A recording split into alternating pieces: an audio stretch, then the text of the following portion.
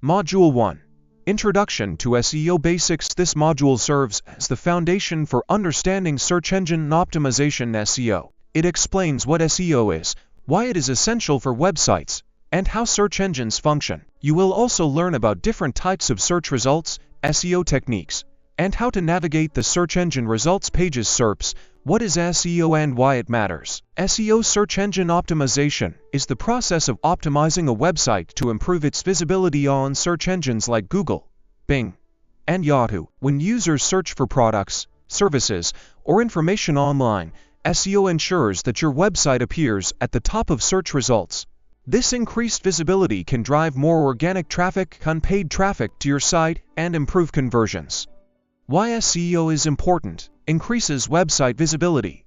More exposure means more traffic, builds trust and credibility. Websites ranking higher are often considered more reliable by users. Cost-effective strategy. SEO drives long-term organic traffic, unlike paid ads. Better user experience (UX). SEO ensures websites load faster and are easier to navigate. Keeps you competitive.